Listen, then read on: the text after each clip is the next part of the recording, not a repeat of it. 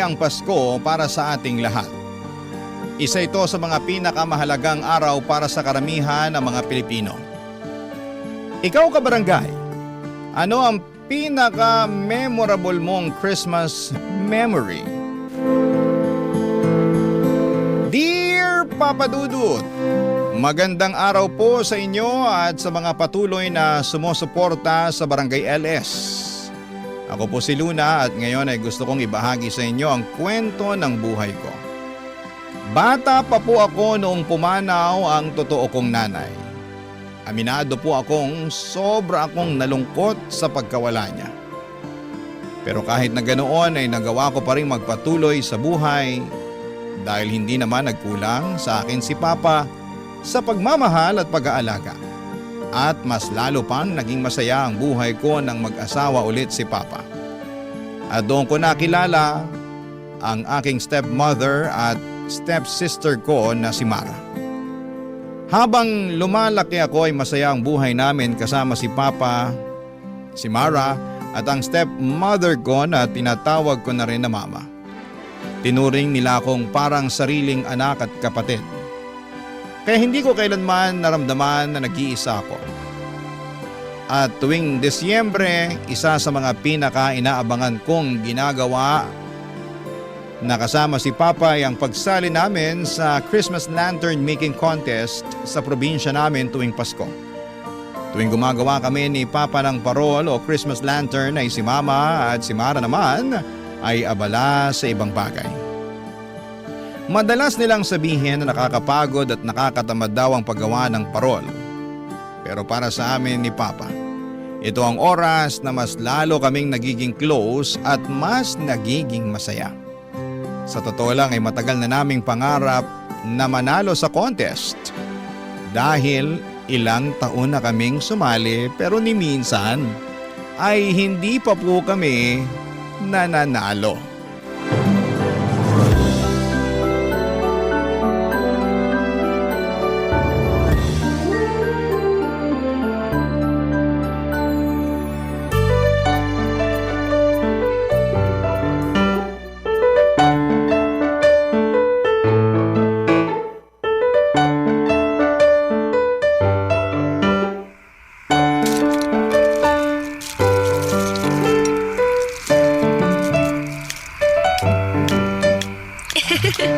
Sige po. Konting ice pa po. Luna? Ay, mahal. Kumain na kayo dito. Mamaya nyo na tapusin yung Christmas lantern nyo. Mamaya na lang po kami kakain, Ma. Oo, saglit na lang to, mahal. Mauna ka na. Alam nyo, kung ako sa inyo, tigilan nyo na yung pagsali-sali dyan sa lantern making contest ng barangay. Hindi naman kayo nananalo eh. Sayang lang sa oras yan at pinapagod nyo lang ang mga sarili ninyo. Ay, nako. Si Mama talaga, napakanega. Huwag po kayong mag-alala kasi nararamdaman ko na this year is the year. Feeling ko talaga mananalo na kami ni Papa ngayon eh. Di ba, Pa? Mismo, anak. Basta, kakain na ako ha. Sumunod na lang kayo kung gusto nyo. Sige po, Ma. Andito na ako! I'm home! Oh, Mara, saan ka galing? Gabi na. Relax lang po kayo, Ma. Yung tanong ko sa'yo, hindi mo pa sinasagot. Saan ka galing? Sa bahay lang po nung kaklase ko. Kung ganon bakit ngayon ka lang? Pasensya na po kayo ha. Napasarap po kasi yung kwentuhan namin eh. Sa susunod, magpapaalam ka sa akin kung gabi ka na makakauwi. Kasi kung hindi, ilalak ko na yung gate at sisiguraduhin ko na sa labas ka na matutulog kasama yung mga lamok. Naiintindihan mo? Ma, kumalma po kayo. Hayaan nyo na po muna si Mara. 18 years old naman na siya eh. Ay, hindi. Habang dito kayo nakatira sa bahay ko, ako ang masusunod. At isa pa ilang beses nang umaalis ng bahay tong kapatid mo nang hindi nagpapaalam. Oy, Mara, makikinig ka sa mama mo. Sorry na po talaga. Hindi na po mauulit. Dapat lang. Kumain ka na ba? Tapos na po. Nakikain po ako dun sa bahay ng kaklase ko. Mabuti naman pala kung ganun. Pues kung gusto niyo pang kumain sumunod lang kayo sa akin sa kusina. Pagod na akong kakasuyo sa inyo. Ay, Ate Luna, anong nangyari dun kay Mama? Napikon yata kasi ayaw namin tigilan ni Papa yung paggawa nitong parol eh. Ay, nako. Hayaan nyo na muna yung mama ninyo. Kakalma din yan, maya-maya. Mara anak, tulungan mo na kaya kami ng ate Luna mo dito. Papa naman eh. Huwag niyo na ako idamay dyan. Kaya niyo na yan. Tama si Papa, Mara. Sigurado ako na mag-i-enjoy ka sa paggawa nitong parol. Subukan mo lang. Mag-i-enjoy. Tignan niyo nga yung mga mukha niyo ni Papa, ate. Pinagpapawisan na nga kayo. At mukhang hirap na kayo dyan sa ginagawa niyo eh. Oo nga, pero hindi ibig sabihin nun, hindi kami nag-enjoy. Tama. Tsaka isa pa, paano hindi kami pagpapawisan ni Papa eh? Wala naman tayong aircon dito sa sala. Tsaka iisa lang yung electric fan, oh. Ewan ko sa inyo. Basta labas na ako sa Christmas lantern making contest na yan, ha. Mukhang hassle eh. Alam mo, para kang si Mama. Pareho kayong nega. At para ka namang si Papa, ate. Pareho kayo nag-e-enjoy dyan sa ginagawa nyo kahit hindi naman kayo nananalo. Anak, ganun naman talaga ang buhay. Hindi naman kasi sa lahat ng oras, panalo ka. May mga bagay talaga na kailangan mo munang pagdaanan at paghirapan bago mo matikman yung sarap ng tagumpay. Ay, nako Papa. Wala na kayong pwedeng sabihin ni Ate Luna na makakapagpabago ng isip ko. Sasabayan ko na nga lang si Mama na kumain. Teka lang, akala ko ba kumain ka na sa bahay ng kaklase mo? Nagutom ako sa kakapilit nyo sa akin at tulungan kayo dyan. Nakaka-stress na yung parol na yan. Sige na, mauna na ako. Bye! Si Mara talaga. Ay nako, hindi ka pa nasanay sa kapatid mo. Oh, halika na, ituloy na natin to anak. Sige po, Pa. Papa Dudut, hindi po namin natapos ni Papa ang parol ng gabing yon kasi pareho kaming napagod. Kaya tinabi na lang muna namin ang parol at napagdesisyonan na tapusin na lamang namin ang paggawa ng parol sa susunod na araw. Noong nakita ni Mama na itinabi na namin ang parol ay natuwa siya at inimbitahan niya na kami na kumain ng hapunan. Katulad din kami ng ibang pamilya. May mga asaran at may mga tampuhan. Pero sa huli, Papa Dudut, ay nangingibabaw pa rin ang pagmamahalan. Kahit may mga pagkakataong hindi kami nagkakasundo, ay mahal na mahal ko sina Mama at Papa at si Mara. Sa totoo lang ni minsan ay hindi ko naramdaman na stepmother ko si Mama o stepsister ko si Mara. Dahil palagi kong nararamdaman ang malasakit at pagmamahal nila sa akin. Pero noong akala ko ay tuloy-tuloy na ang saya ng buhay namin ay doon pala ako nagkamali. Isang araw habang nasa bahay kami nila Mama at Mara ay may tumawag at nagsabing na aksidente raw si Papa at nabundol ng isang bus. Parang gumuho ang mundo ko sa sandaling marinig ko yon. Nanginig ang buong katawan ko at yun na yata ang pinaka nakakatakot na balitang narinig ko sa buong buhay ko. Wala kaming inaksayang oras at dali-dali kaming pumunta sa ospital. Pagdating namin doon ay nakita namin si Papa na walang malay. At sa sandaling yon, may masakit na katotohanan na pala na naghihintay sa amin nina Mama at Mara.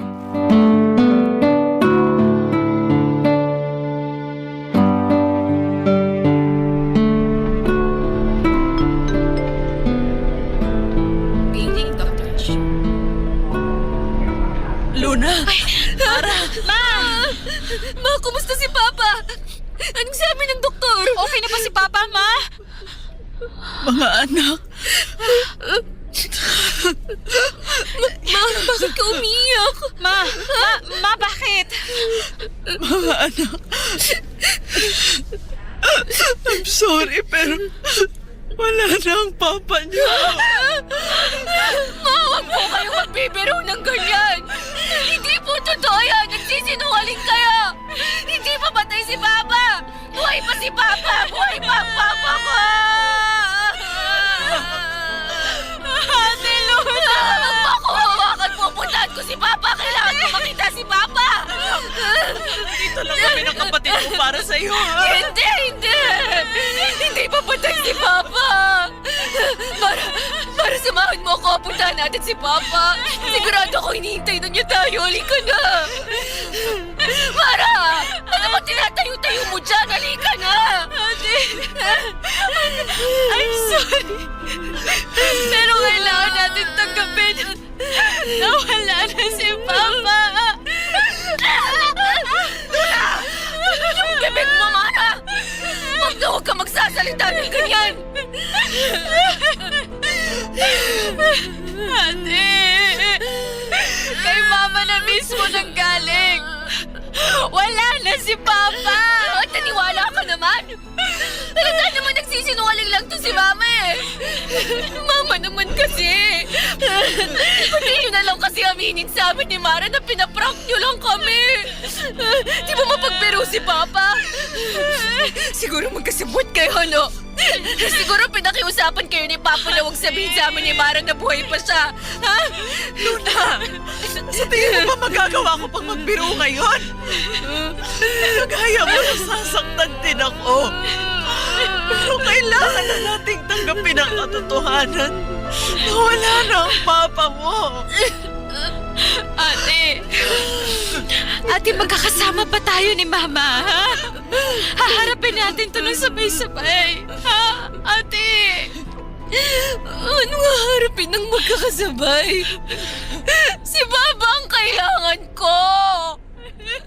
Kung ayaw mo akong samahan, Mara, bahala ka. Pero ako, pupuntahan ko na si Papa!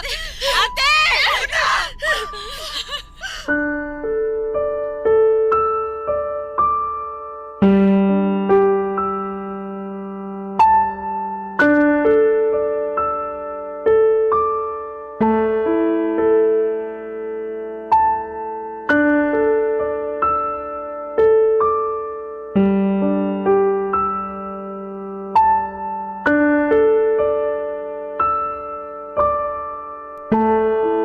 Papadudot nung doktor na mismo ang nagsabi sa akin wala na si Papa ay saka nag-sink in sa akin ang lahat.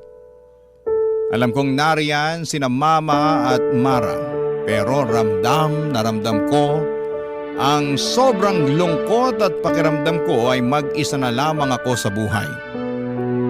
Dahil nawala na ang nag-iisa kong tunay na kadugo. Maaga nang nawala ang tunay kong ina pero pati ba naman si Papa ay kinuha na rin sa akin. Lumipas sa mga linggo na halos nakakulong lamang ako sa kwarto. Bihira na akong kumain at halos hindi na rin ako nakikipag-usap sa kahit na sino. Lalo na kina Mama at Mara. Alam kong nasaktan din sila sa pagkawala ni Papa at pilit silang nagpapakatatag para sa akin. Pero nang mga panahong yon ay hindi ko yon makita. Masyado po akong nalunod sa sarili kong lungkot hanggang sa dumating sa puntong sobrang pumayat ako at unti-unti kong nakakalimutan kung paanong muling bumangon, Papa Dudut. Barangay Love Stories. Barangay Love Stories. Habang lumilipas ang mga araw, aaminin ko na unti-unti akong nagtanim ng sama ng loob kina Mama at kay Mara. Pakiramdam ko noon ay parang mas madali nilang natanggap ang pagkamatay ni Papa samantalang ako ay nanatiling lugmok at sugatan sa sakit ng pagkawala niya. Araw-araw ay dala-dala ko ang bigat ng kalungkutan. At habang tumatagal ang lungkot na yon ay dahan-dahang napalitan ng galit at poot. Sa halip na ilabas ko ang sakit na nararamdaman ko sa tamang paraan ay ibinuhos ko ang lahat ng galit at poot ko kina Mama at kay Mara. Sa tuwing sinusubukan nila akong kausapin o kumustahin ay bigla na lamang akong napapasigaw o nagsasara ng damdamin ko.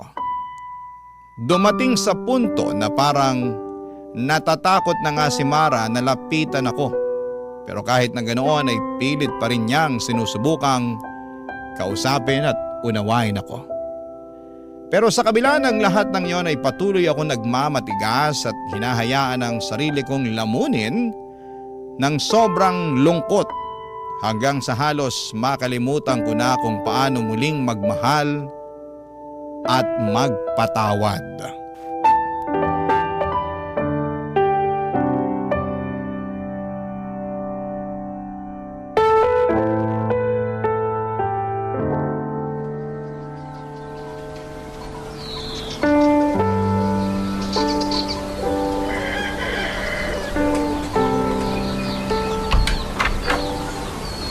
Ate Luna, Luna, anak.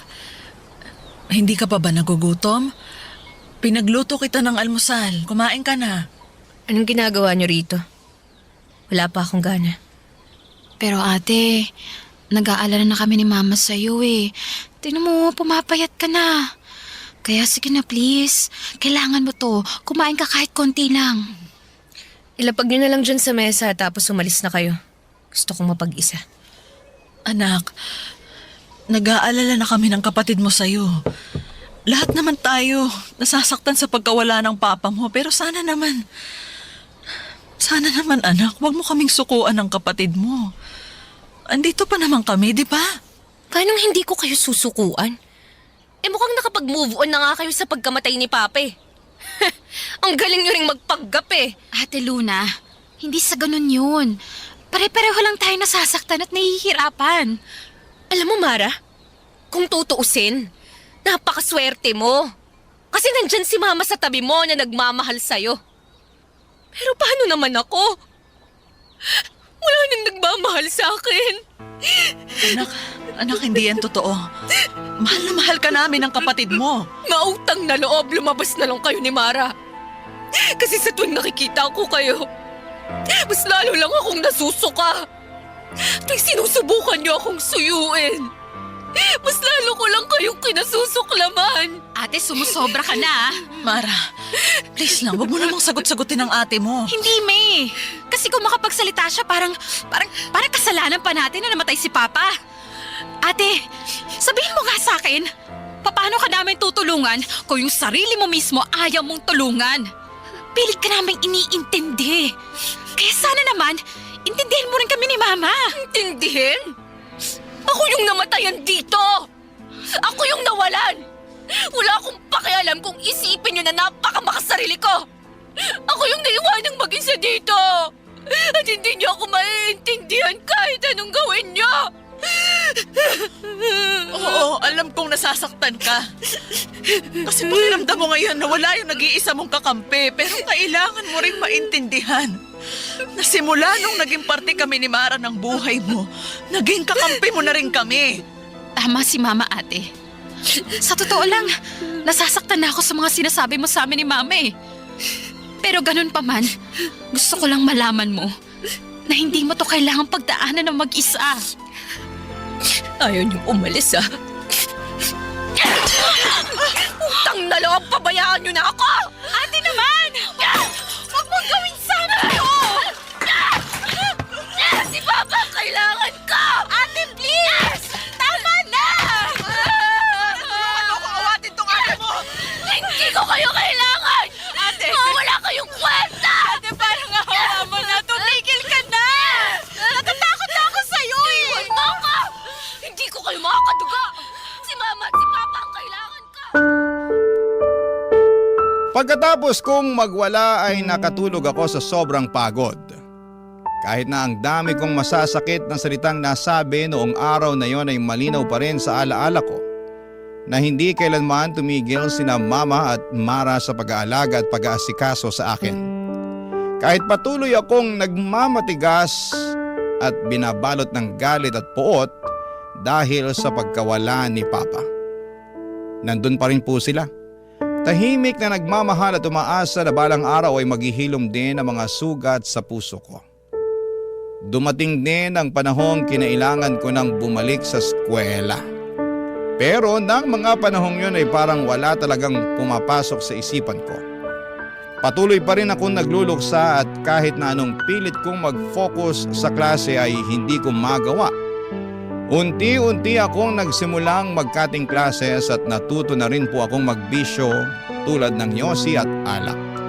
Umaasang kahit sandali ay makakalimot ako sa bigat ng mga problemang dinadala ko. Hanggang sa dumating ang araw na nalaman na ni Mama ang lahat ng mga pinaggagagawa ko. At doon ko naramdaman na unti-unti nang nagkakaroon ng consequences ang mga desisyong ginawa ko habang ako ay nawawala sa sarili, Papa Dudut.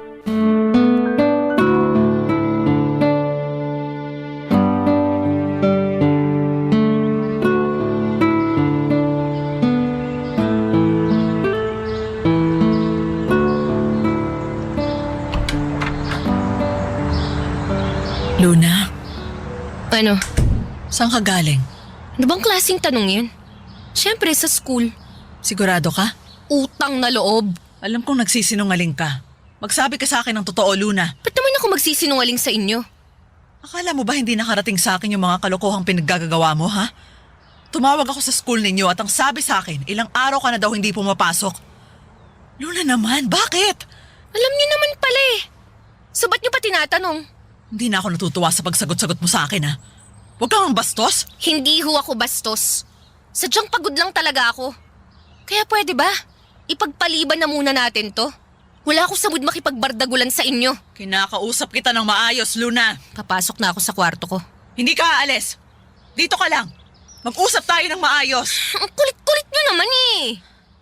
Alam ko nasasaktan ka sa pagkamatay ng papa mo, pero hanggang kailan mo babalak sirain ang buhay mo, ha? Hindi sapat na rason yung pagkamatay ng papa mo para sirain mo yung kinabukasan mo. Hindi ko kailangang magpaliwanag sa inyo kasi hindi ko naman kayo totoong nanay. At hindi ko rin totoong kapatid yang si Mara.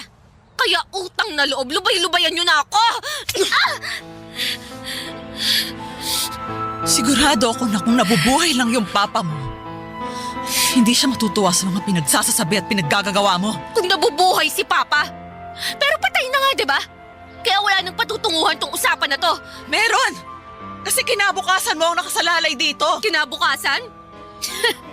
Ilang beses ko bang kailangang ulit-ulitin na wala namang kinabukasang nag-aantay sa akin? Pareho niyang patay ang mga magulang ko. Pero andito pa kami ng kapatid mo, Luna. Hindi ko kayo mga kadugo.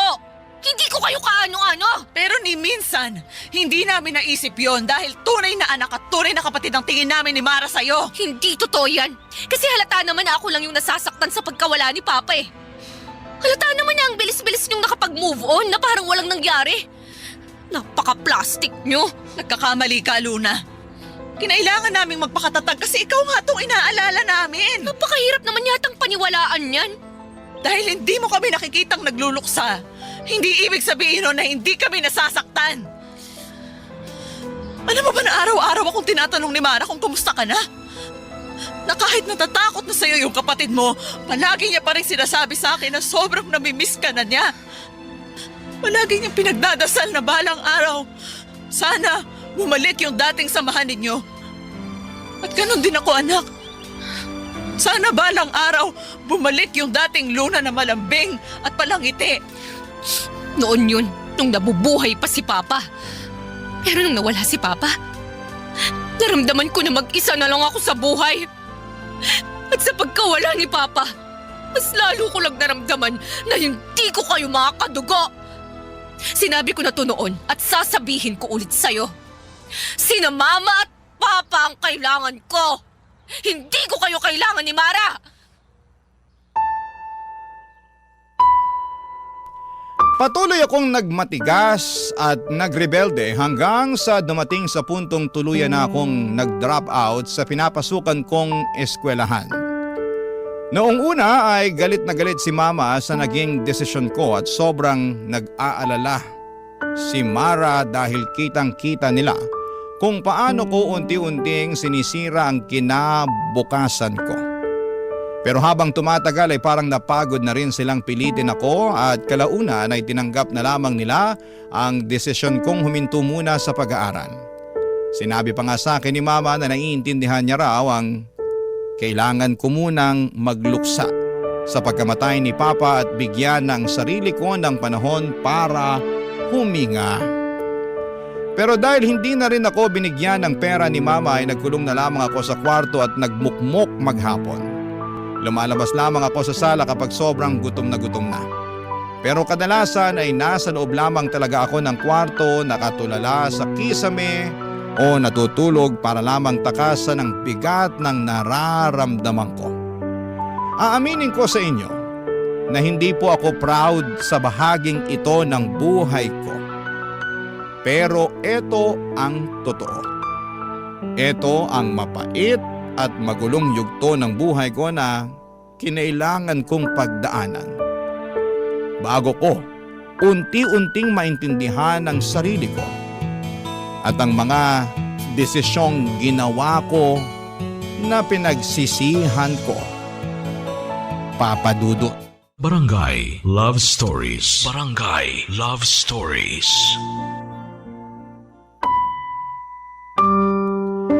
Dumating kami sa puntong halos naubos na ang pera sa joint account nina Mama at Papa. Kaya naman kinailangan ni Mama na maghanap ng trabaho at kumuha ng kung ano-anong sideline para lamang maitawid ang pang-araw-araw naming mga gastusin. Si Mara naman ay nagpa-part-time job para makatulong sa bahay at para maipagpatuloy niya ang pag-aaral at mabayaran ang sarili niyang tuition. Sa totoo lang ay sobra akong nakonsensya ng mga panahong yon dahil kung tutuusin ay may dahilan silang iwan o palayasin ako. Lalo na't naging pabigat na ako sa kanila. Pero yon ang isang bagay na hinding-hindi nila ginawa. Kahit minsan ay siguradong napagod na rin sila sa akin. Aaminin ko na nang mga panahong yon ay unti-unting gumaan ang pakiramdam ko kina Mama at kay Mara. Kahit papaano ay nabawasan ang bigat sa dibdib ko at medyo humupa ang sakit. Kahit na hindi pa ito tuluyang nawawala ay may mga gabi pa ring masakit at may mga ala-ala pa ring bumabalik pero hindi na kasing bigat ng dati. Sa totoo lang ay nakakahiyaring aminin pero mas naging mature pa sa akin ang nakababata kong kapatid na si Mara. Mas maaga niyang natutunan kung paanong tumayo at magpatuloy kahit na nasasaktan. Siguro ay ganon talaga ang buhay, Papa Dudut. Iba-iba tayo ng paraan ng pagluluksa. At iba-iba rin ang oras na kailangan natin bago tuluyang makabangon. At pagkatapos ng isang taon ay unti-unti na namang bumalik ang sakit. Dahil papalapit na ang Pasko at muli kong naaalala si Papa.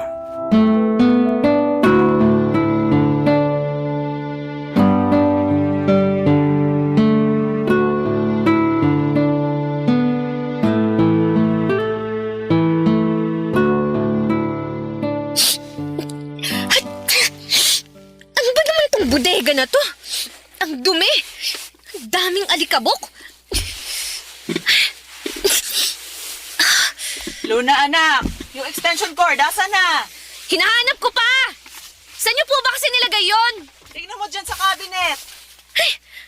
Ano ba naman to? Ay! Teka, ito yung...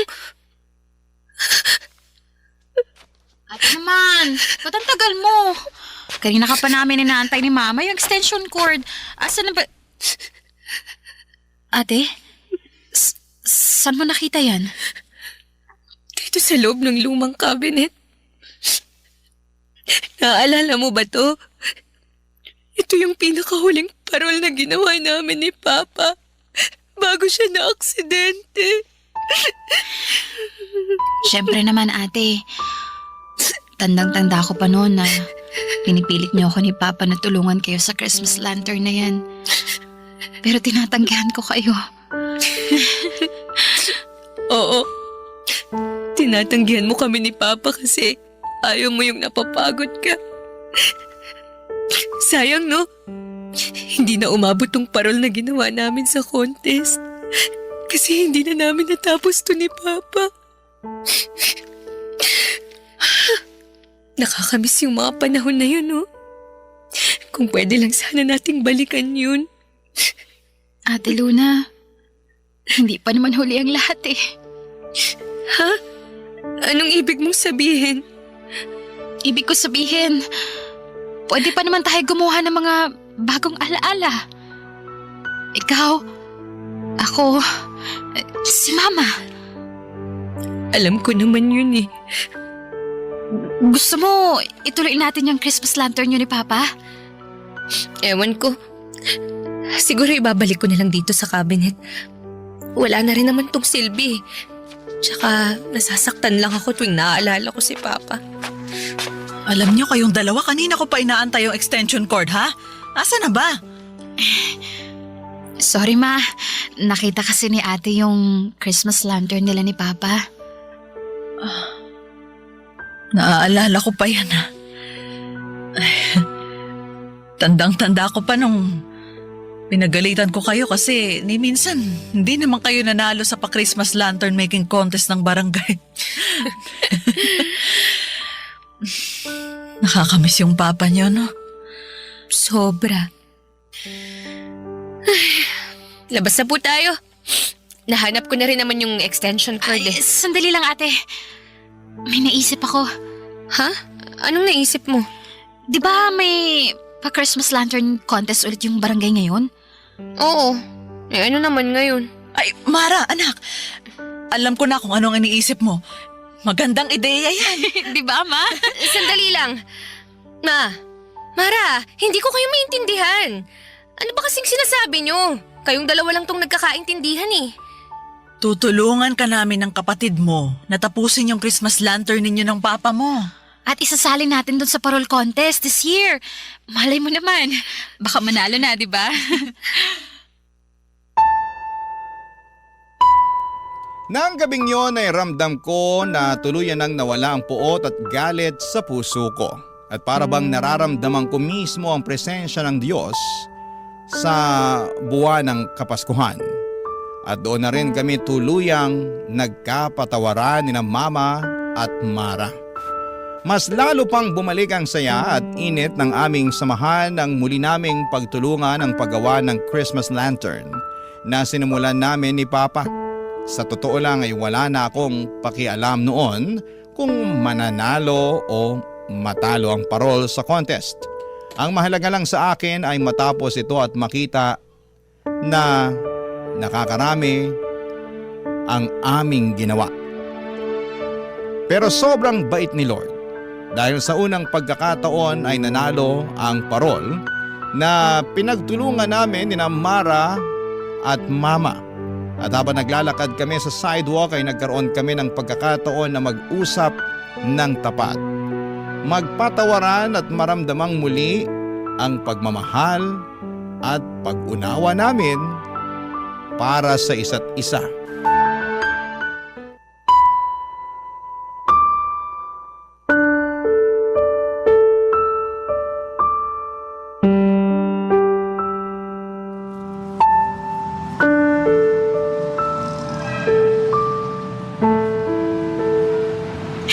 Congratulations, ate! Congratulations, nanalo yung paral mo! Sigurado ako na pag nandito si Papa, matutuwa siya sa ating tatlo. Matagal ang pangarap ni Papa na manalo sa contest na yun eh. Naku, tama ka dyan, anak. Alam nyo, sana wag akong multuhin ng papa ninyo, no? Pero sa tingin ko nanalo yung parol natin. Kasi tumulong ako. Siguro kung noon pa lang, tumulong na ako Malamang sa malamang, matagal na din tayong nanalo. Nako! Wow, ma, ang lakas ng hangin! Biro lang. Pinapatawa ko lang kayo. Mara, maraming salamat Tinulungan niyo ako dito. Hindi po tayo mananalo kung hindi dahil sa inyo. Wala yun, ate. Maliit na bagay. Anak, huwag kang mag-alala. Gagawa ulit tayo ng panibagong parol sa susunod na Pasko. Yun. At sinisiguro ko sa'yo na tayo ulit ang mananalo. Hindi na po kailangan, Ma. Ha? Bakit naman? Okay na po ako na natapos na natin yung sinimulan namin ni Papa. Sa susunod na taon, mas gusto ko po na i-enjoy natin yung Pasko natin na magkakasama. Aww, sweet mo naman, ate. Pero alam nyo, Mara, alam ko namang hindi naging madali yung taon na to nang dahil sa akin Nagsisisi ako. Kasi ang dami kong oras na sinayang. Nagsisisi ako kasi pilit kong pinagtabuyan yung mga taong walang ibang ginawa kundi mahalin ako ng totoo. At nagsisisi ako kasi Hindi ako naging mabait na kapatid at anak sa inyo. Ate, wala na yun, ha? Kalimutan mo na yun. Luna, anak, makinig ka sa akin, ha? Hindi kami nagsisinungaling ng kapatid mo nung sinabi kong mahal na mahal ka namin at hindi ka namin susukuan. Siguro nga hindi tayo magkadugo. Pero sinabi ko na sa'yo to noon at sasabihin ko ulit sa'yo to ngayon. Ni minsan, hindi naging hadlang yon para mahalin kita na parang tunay kong anak. I love you, Ma. I love you too, anak. Bara, isa sa mga pinagsisisihan ko yung hindi ako naging mabuting kapatid sa'yo. I'm sorry kung naging mahina ako. And I'm sorry na pinagmalupitan kita. Sana mapatawad mo pa ako. Patatawarin lang kita pero sa isang kondisyon. Ha? Ano naman yun? Pwede mo ba akong yakapin, ate? Siyempre naman. I love you, ate. I love you din, Mara. Sa puntong ito ay masasabi ko na may kapatawaran at kapayapaan na sa pagitan namin ni Mama at ni Mara. Alam kong may mga taong maaaring humusga sa mga pinagdaanan at naging desisyon ko, pero gusto ko lang sabihin na napakalaki talaga ng epekto kapag nawalan tayo ng mga mahal sa buhay. Kaya naman kung may kakilala tayong nagluluksa, sana'y huwag tayong mapagod na iparamdam sa kanila na may kasama sila at hindi sila nag-iisa. Dahil sa mga panahong yon, kahit simpleng pakikinig o pananatili ay napakalaking bagay na. Sa ngayon ay bumalik na ulit ako sa pag-aaral at isa na rin po akong working student. Aaminin ko na may mga struggles pa rin ako sa buhay. Pero araw-araw ay sinusubukan kong bumangon at ayusin ang sarili ko. Pangarap ko talaga na makapagtapos at makakuha ng maayos na trabaho para kahit papaano ay makabawi ako kina Mama at kay Mara, na patuloy na naniniwala at nagmamahal sa akin kahit na nawawala na ako sa landas noon. Sa lahat ng pinagdaanan ko ay doon ko napagtanto na ang pamilya ay hindi lamang tungkol sa kung sino ang kadugo mo. Ang pamilya ay ang mga taong piniling manatili, umunawa at magmahal sa iyo kahit sa mga panahong mahirap ka nang mahalin. Dito ko na po tatapusin ang kwento ko, Papa Dudut. Maraming salamat po sa pakikinig and more power sa Barangay LS. Ang inyong kapuso at kabarangay forever, Luna.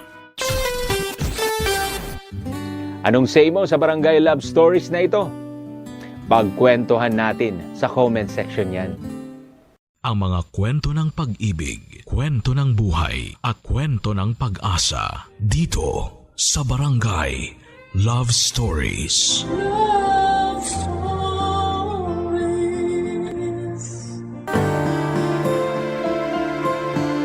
Maraming dahilan ng mga tao kung bakit sila nagbabago. Madalas dahil nasasaktan sila ng todo. Ikaw, kabarangay, ano ang dahilan ng pagbabago mo? Dear Papa Dudut, ako nga pala si Cha, 25 years old at maagang naging man-hater. Dahil paulit-ulit akong niloko ng mga karelasyon ko. 14 years old ako noong first time na ma-in love. Sa kaklase ko, gwapo, masarap, kasama, talented. Yun siya, kaya ang bilis kong ma-fall. Nung niligawan niya ako, syempre hindi na ako nag-inarte. Dream boy talaga ang level niya. Pero kasing level din pala niya si Satanas. Pinagsabay niya kami noong pinakamagandang girls sa kabilang klase namin. Naka-move on din naman ako after that, Papa Dudut. 18 years noong next akong na-in-love. Pero malas pa rin. Yung next kong naging boyfriend ay isa palang bakla. Akala ko ay kampante na ako na hindi niya ako ipagpapalit sa ibang babae, pero pinagpalit naman niya ako sa ibang lalaki. Ang third boyfriend ko naman akala ko ay serious na. Maayos naman ang relasyon namin. Tinanggal niya ang trust issues ko at malalim na love ang na-feel ko for him. Tumagal po kami ng ilang taon bago siya nag-decide na iwanan po ako. Just because nanawa na siya sa akin. Boring daw ako, walang toyo, hindi nakikipag-away, hindi nagsiselos. Baliw, hindi ba? Sobrang na-hurt ako na dahilan kung bakit I choose na baguhin na ang pagkatao ko.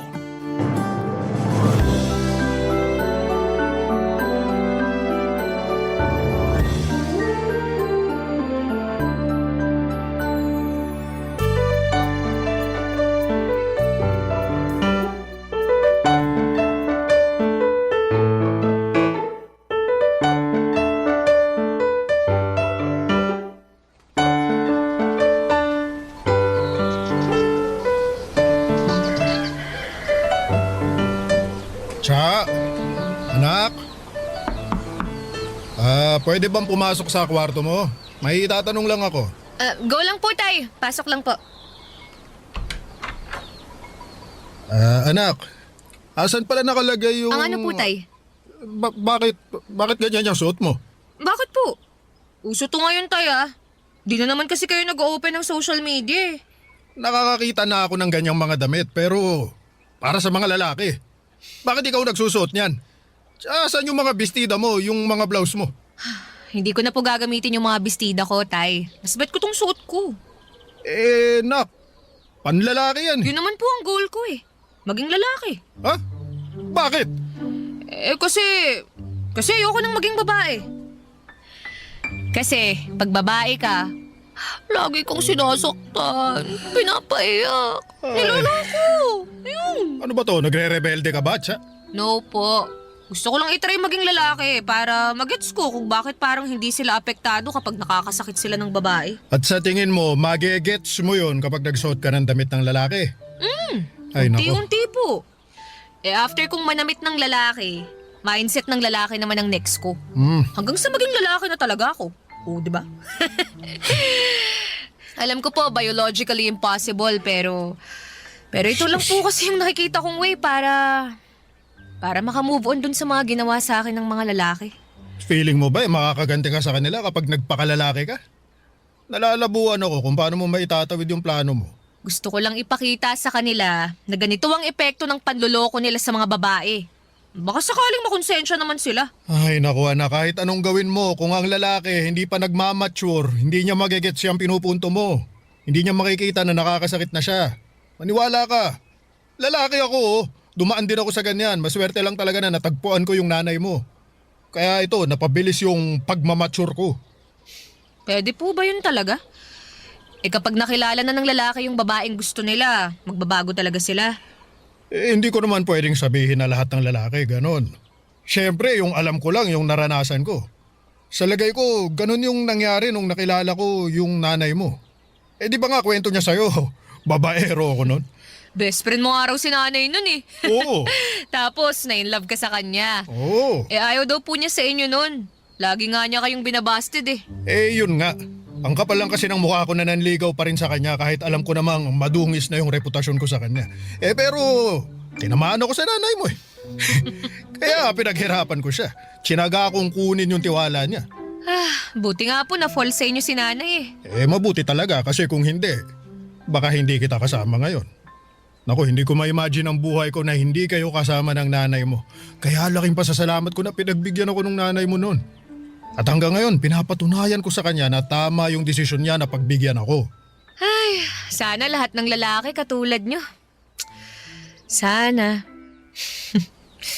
Pero hanggat hindi ko pa nakikilala ang lalaking yun, ipagpapatuloy ko tong pagiging tomboy. At kahit nga na-touch at nabuhayan ako sa story ni nanay at tatay ay hindi ko pa rin binitawan yung plano ko.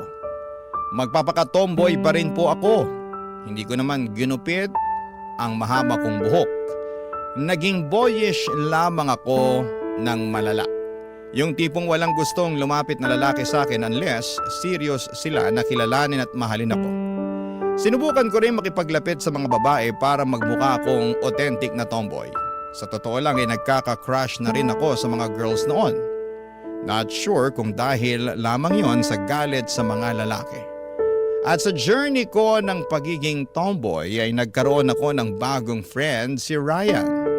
Ka-age ko lamang siya at parehas kami ng mga hilig like basketball and video games. Tinuruan din niya ako ng mga hobby ng mga lalaki. Hindi naman niya ako sinubukang landiin. Sabi nga niya sa akin ay mas malaki pa raw akong umasta or mas lalaki at astig pa raw akong umasta kesa sa kanya. Flattered ako noon kasi doon ko napatunayan na effective ang pagpapalit ko ng aking pagkatao. Madalas ako rin ang tumutulong sa kanya para mapasagot niya ang mga kaibigan kong babae na natitipuhan niya, Papa Dudut.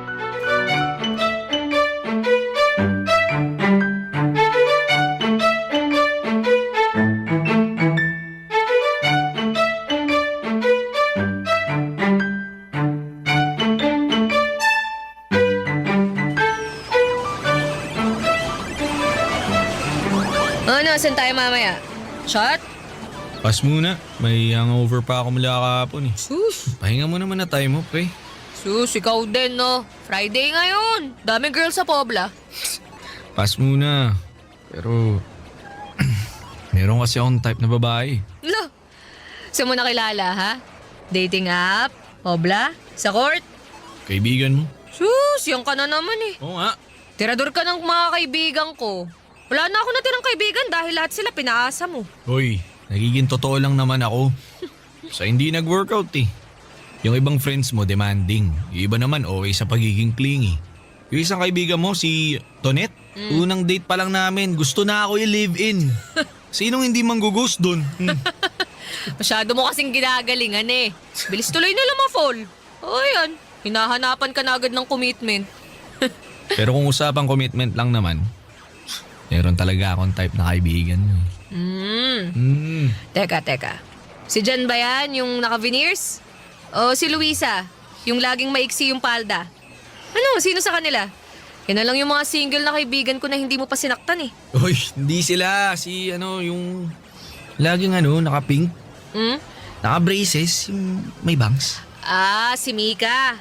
Uy, wag yun ah. Uy, grabe ka. Wag mo na may pagdamot. Seryoso na ako ngayon. Mabait kasi yon. Baka kung ano pang traumang ibigay mo sa kanya. Taong simbahan kaya. Uy, nagsisimba rin ako ha. Iba yung nagsisimba sa napapadaan lang sa simbahan dahil malapit doon yung paradahan ng taxi. Grabe ka. At least dumadaan pa rin sa simbahan. Oh. Sa pre, iba na lang. Huwag na si Mika. Kahit si Luisa na lang. Mahilig ka naman sa nakapalda, di ba? Si Mika talaga yung gusto ko eh. Sige na, tsa. Last na to. Promise. Ganyan Last. din yung sinabi mo kay Pat eh. Eh anong nangyari, ha? Wala pang 3 araw, ginost mo na. Paano hindi ko naman i-ghost yun? Eh, tinanong kung baog ba ako. Oh. Ano? Kasi gusto niya na ng lalaki makakabuntis daw. Tama bang yun yung topic namin sa unang chat ko sa kanya? Tingin mo. Kalokohan. Huwag kang tatawa-tawa dyan. Tulungan mo na kasi ako. Last na talaga si Mika. Siya na talaga yung gusto kong seryosohin. Lagi mo sinasabi yan eh. Tapos kapag may nakita kang mali sa kanila, iiwan mo na bigla sa ere. Huwag ka kasing nega. Sige na, ano na. Reto mo na ako. Libre ka lunch mo 1 buwan. Isang buwan? Oo. Oh. Pati dinner ha. Tsaka kape tuwing weekends. Ano, G?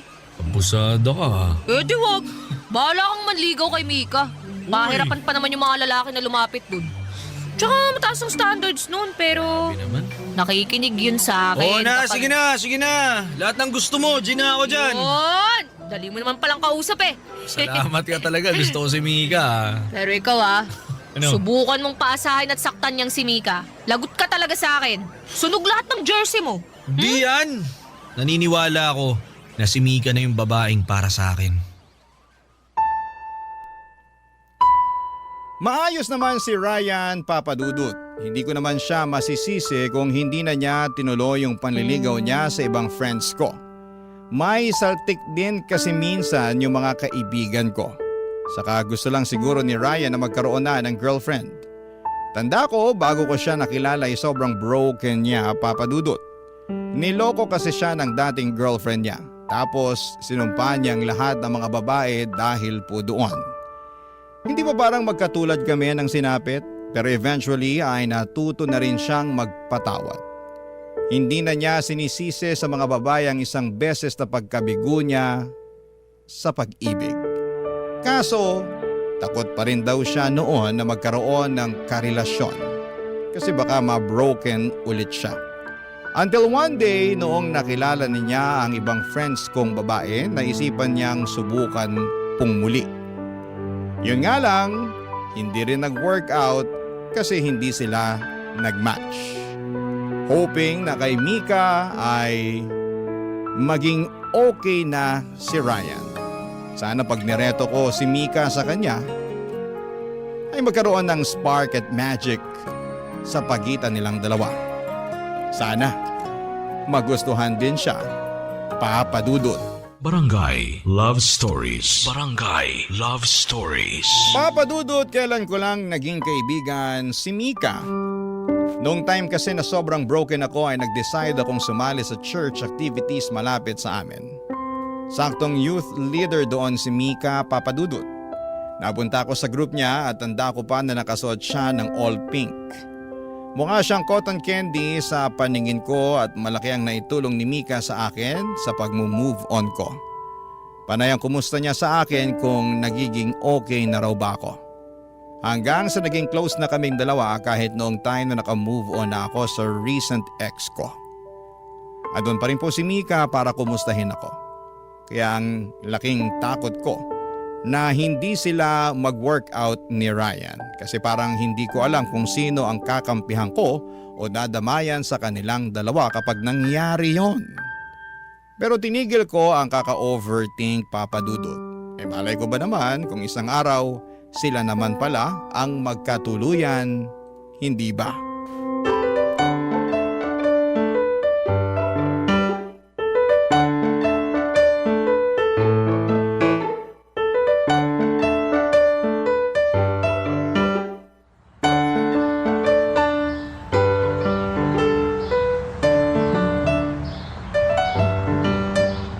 Kumusta yung group mo sa simbahan?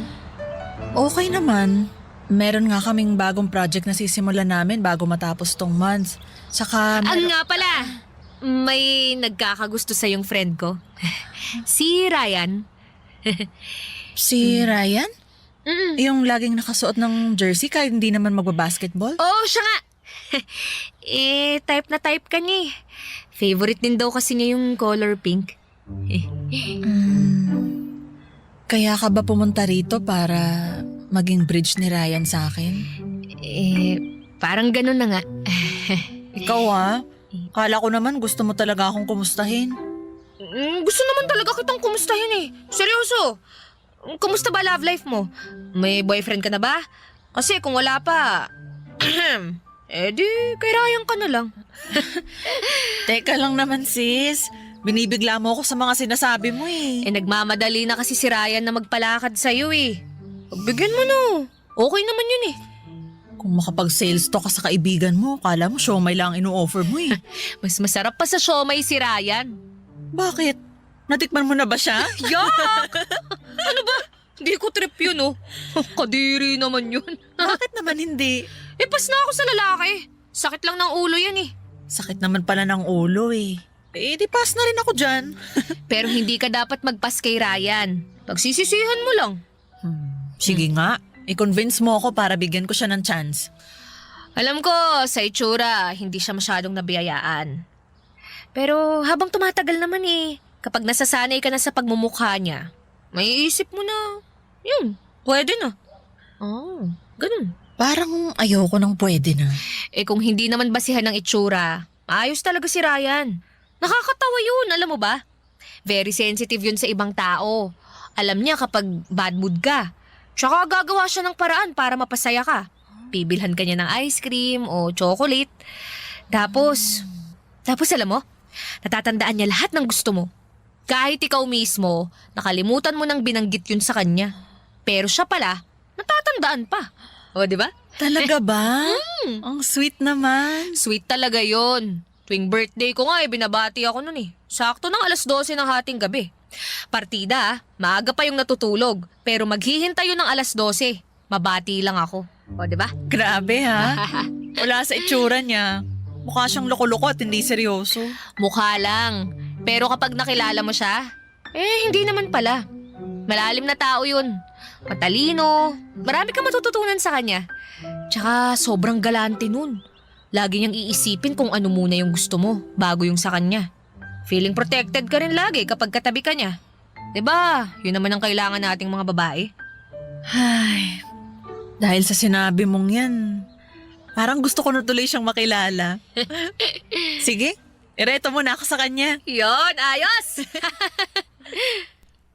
Nagulat ako nang mapa-oo ko kaagad si Mika, Papa Dudut. Nagulat din ako sa sarili ko nang maramdaman kong kumabog ang puso ko. Lalo na nung dinescribe ko ang good qualities ni Ryan. Hindi ako makapaniwala sa mga lumabas sa bibig ko. Pero totoo naman lahat ng mga sinabi ko. Hindi lang dahil gusto ko siyang ireto kay Mika. Bigla rin akong nakaramdam ng selos nang maisip kong irereto ko na sila sa isa't isa. Doon ko na-confirm ang bagay na matagal ko nang dinidinay. Papa Dudut, gusto ko po si Ryan. Naunahan lamang ako ng takot na magmahal ulit kaya nagawa ko yung itago. At mas lalo kong nararamdaman na kailangan ko nga yung itago lalo't ako na ang magiging bridge nilang dalawa. Pero hindi ko kayang maging tulay sa kanila. Iniisip ko pa lamang ay nasasaktan na po ako. Kaya naman dinedelay ko ang pagbibigay ng sagot kay Ryan tungkol kay Mika, Papa Dudut.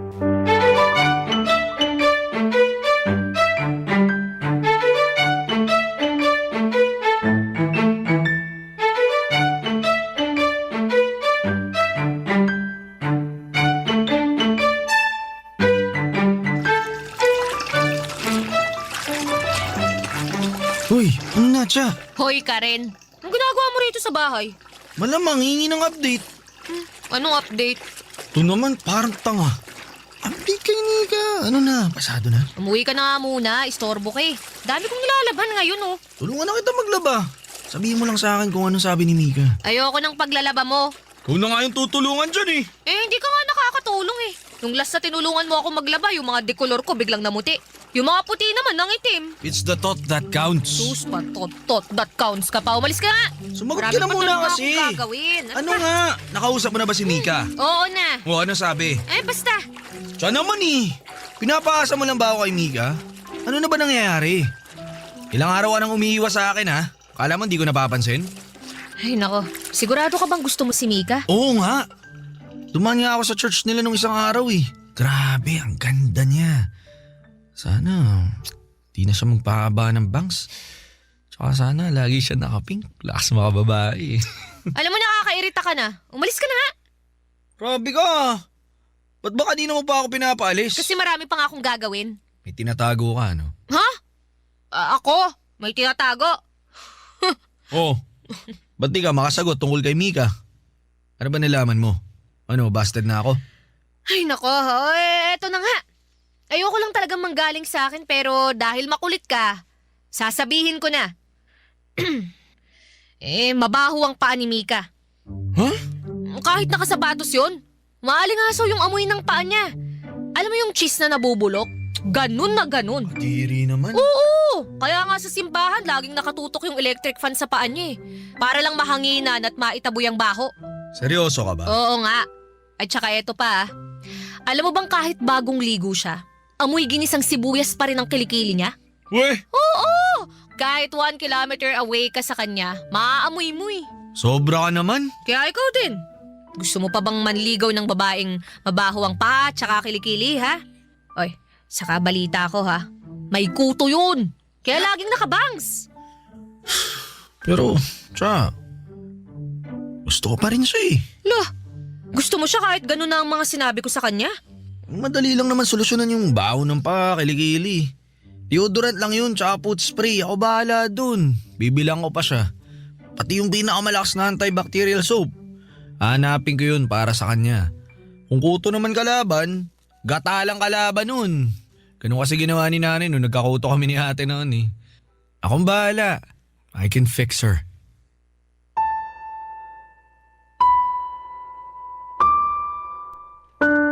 Nanibago ako kay Ryan, Papa Dudut. Hindi naman siya ganon dati. Kapag may sinabi akong kapintasan ng isang babae ay mati-turn off kaagad siya. Cut off agad ang babaeng yon sa buhay niya. Pero bakit noong siniraan ko na si Mika ay gusto pa rin niya, Papa Dudut? Nag-offer pa nga siya ng solusyon. Sa totoo lang ay hindi naman totoo yung body odor at kuto ni Mika. Gawa-gawa ko lang yon. Desperada na kasi akong mapapayag si Ryan na tigilan na si Mika.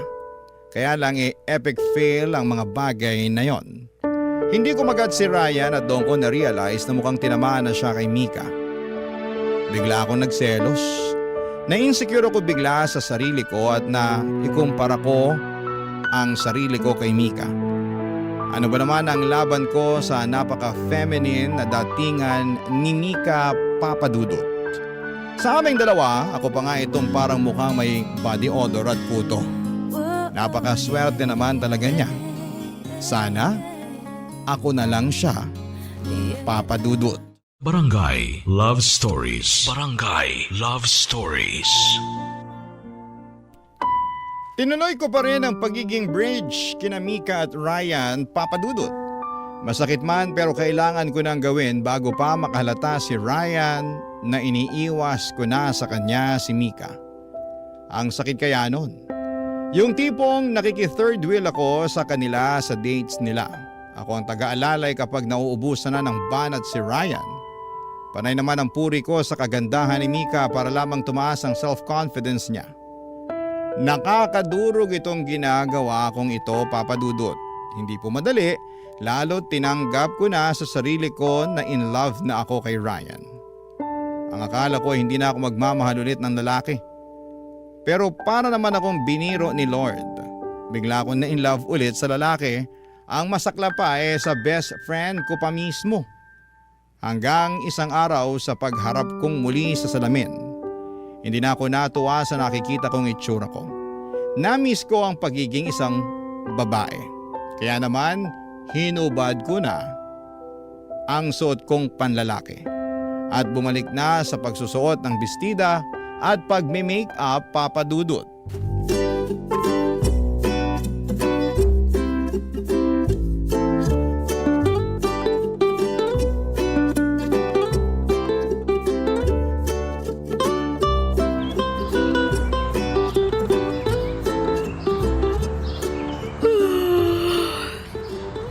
Nakakaantok naman. Cha! Cha! Si Ryan? O Ryan! Sino ka? Baliw! Si Chato! Andiyan na si Mika? Poser, hindi ikaw si Cha. Ba't nakabistida ka? Tsaka ba't nakalipstick ka? For a change! For a change ka dyan. Sobra naman yata itong ginagawa mong change. Bakit? Hindi ba bagay sa akin? Sakto lang. Dapat ba mas floral yung dress na sinuot ko? Kulang ba sa tangkad tong heels ko? Mas bagay ba pag naka-red o pink lipstick? Ikaw ba talaga yan? Wala kang kwentang kausap. Kainis to. Asan na ba si Mika? Hindi sumasagot sa tawag ko eh. Sa kanya na lang ako magpapa-outfit check. Kayo talagang mga lalaki, wala kayong kwentang kausap. Uy, pati outfit mo sa mga lalaki mo pa sinisisi ha. Kami na lang lagi may kasalanan. Eh kasi naman, hindi ka sumagot ng maayos dyan. Ano ko sasagot eh? Nabigla ako eh. Ngayon lang kita nakitang maging babae. So ibig sabihin, mukha akong lalaki noon. Bakit? Di ba yun naman yung goal mo? Nagsusuot ka ng damit panlalaki, ano pang inaasa mo magiging tingin ko sa'yo? Ngayon, anong tingin mo sa akin? Ha? Oo, tingnan mo na. Walang kwenta. Ano ba kasi nakain mo? Ba't biglang nagpakababae ka? Alam mo, laitin mo na lang ako ng derechahan kaysa paligoy-ligoy ka pa dyan. Sige, gusto mo yan ha? Iksi ng bestida mo ha, in fairness. Puti pala ng tuhod mo. Pero hindi ko sinasabing bagay ha. Hindi ko bagay ang bestida. Bagay na hindi. Paano ba to? Huwag ka na nga magsalita. Kakainis to eh. Pero, hindi. Yung lipstick mo, ayos. Maganda, bagay sa'yo. Di ka na maputla. Mukha kang ano.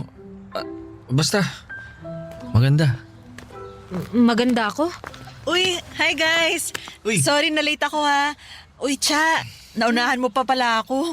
Pasensya pala kanina, hindi ko nasagot yung mga tawag mo. Kasi naman, nakikipagpatentero ako sa mga sumasakay sa MRT eh. Kakarating ko lang din naman eh. Uy, teka lang. Teka lang. May napapansin ako ha. Ikaw ba talaga yan, Cha? Uy, ang ganda mo. Sabi ko naman sa'yo, magbalik loob ka na eh. Tingnan mo nga oh. Oy, Ryan. Tingnan mo nga tong best friend mo oh. Di ba ang ganda niya? Ha? Ano? Pwede na. Pwede na. Anong pwede na? Wala talaga kayong kwentang mga lalaki, no? Sinabi ko na nga rin yan sa kanya kanini. Sobrang girly mo today, Cha. I love it. Kailangan mo nang irampa yan sa mall later, ha? Ano, tara na? Uy, Ryan. Nakatulala ka dyan. Tara na. Isasama ba talaga natin si Cha? Ha? Eh, bakit naman hindi? Napag-usapan na natin to kahapon ha. Anyari sa brain cells mo? Lumipad na naman ata kung saan eh. Hindi, naisip ko lang. Baka hindi pa siya komportable na maging ganyan, babae. Baka may lang siyang maglakad-lakad sa mall, lalo kapag pinagtinginan siya ng mga lalaki.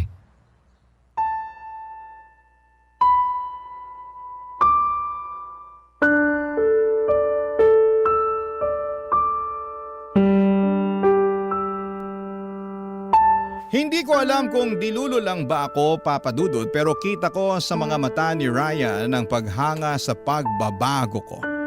Panay ang tingin niya sa akin lalo na kapag hindi nakatingin si Mika sa kanya. Ako naman ay nagpapanggap na hindi ko yon napapansin.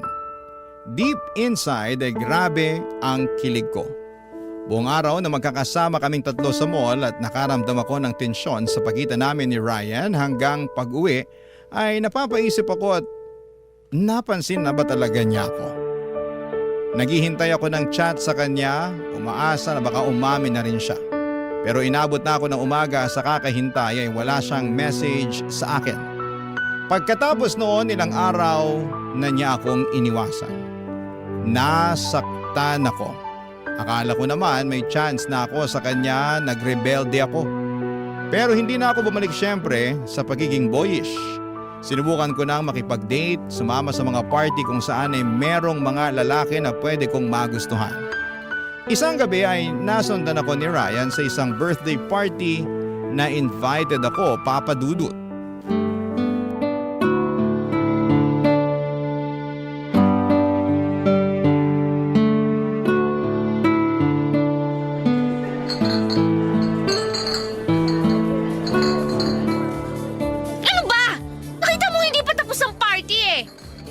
Lasing ka na, halika na. Ano bang pakialam mo?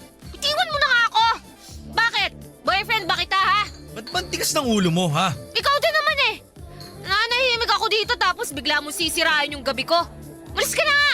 Hindi ka naman invited dito eh. Hindi ako aalis dito hanggat di ka sumasama sa akin. Eh di wag. Kahit dito ka pa matulog, hindi ako sasama sa'yo. Talagang matigas ang ulo mo, ha? Ano ba, Ryan? Itiwan mo nga ako! Bigat mo! Subukan mong pumasok ulit sa loob ng bahay na yan. Tatamaan ka talaga sa akin. Ano bang pakialam mo? Bakit mo ba ako ginaganito?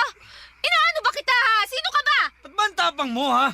Gusto lang naman kitang protektahan eh. Hindi ka na nga makatayo ng maayos, oh. Gusto mo ba may mangyari sa yung masama? Wow! Oo, isa pagiging protective ah. Ano ka, boyfriend? Ay, wait. Best friend lang pala kita. Best friend! Halika na. Umuwi na tayo. Halika Iwan na. mo ako sabi eh! Bakit ba hindi mo nalang tinuloy-tuloy ang pag-iwas mo sa akin, ha? Bakit kung kailan gusto na kitang kalimutan, tsaka ka biglang lalapit? Cha. Oo, Ryan! Magkamila na tayo! Gusto kita! Gustong gusto! Pero ang manhid mo! Nakita mo na ang pagbabago ko pero wala lang sa'yo! Di mo lang naiintindihan yung nararamdaman ko. At ikaw, naiintindihan mo ba yung nararamdaman ko? Sa tuwing nagpapatulong ka para mapasagot si Mika? Sa tuwing sinasama niyo ako sa date yung dalawa? Kala mo ba okay lang ako doon? Ryan, para akong tanga! Tinutulungan kita sa kaibigan ko. Kahit sa totoo lang, gusto ko sa akin ka lang. Gusto ko rin naman na akin ka eh. Ano? Akala mo ba madali para sa akin to? Sa una pa lang gusto na kita. Kahit mas lalaki ka pang manamit kaysa sa akin, gusto pa rin kita. Pero kinailangan kong itago yun. Kasi lagi kang galit sa mga lalaki. Alam mo, ayos lang sa akin na i-reject ako ng mga kaibigan mo. Ayos lang sa akin, basti din ako ni Mika. Pero hindi ikaw. Ayoko. Kaya hindi ako umamin sa'yo nun. Kasi iniisip ko palang na i-reject mo na ako parang hindi ko na kaya. Kasi alam ko pati pagkakaibigan natin mawawala pag sumugal ako sa'yo.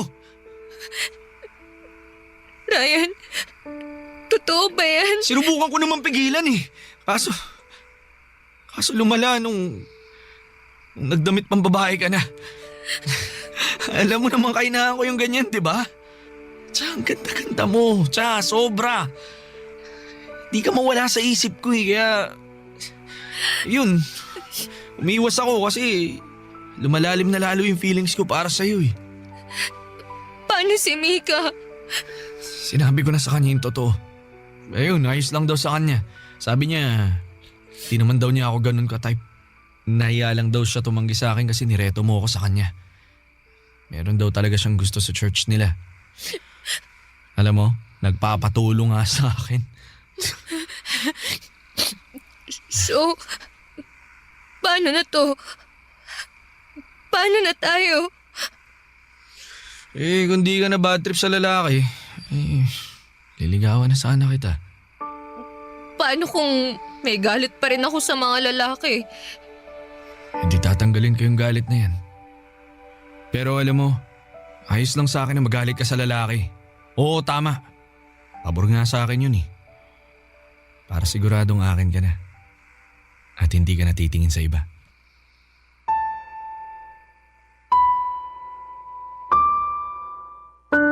Nagkatinginan kaming dalawa, Papa Dudut. Para bang ang perfect ng lahat. Parang may fireworks sa paligid na tanging kami lamang dalawang nakakakita at nakakarinig. Napakasaya sa pakiramdam. Sa isang iglap ay nawala lahat ng takot ko at galit sa mga lalaki. Parang ang sarap lang ulit magtiwala. Sa ngayon ay inaaral kong tanggalin ang galit ko sa mga lalaki. Malaking tulong si Ryan dito. Mapagpasensya si Ryan sa mood swings ko. Kapag naalala ko ang mga nangyari sa past ko ay andyan siya para i-assure ako na mag-heal din ako. At dahil po doon ay mas lalo akong lumalambot. Iba talagang nagagawa ng totoong pag-ibig sa tao. Walang kahit na anong galit o trust issues ang magwawagi. Basta meron lang isang tao na handa kang intindihin. Maraming salamat po sa pagbasa ng aking liham. Ang inyong kapuso at Barangay Forever, Chat. Kwentuhan naman tayo dito sa comment section.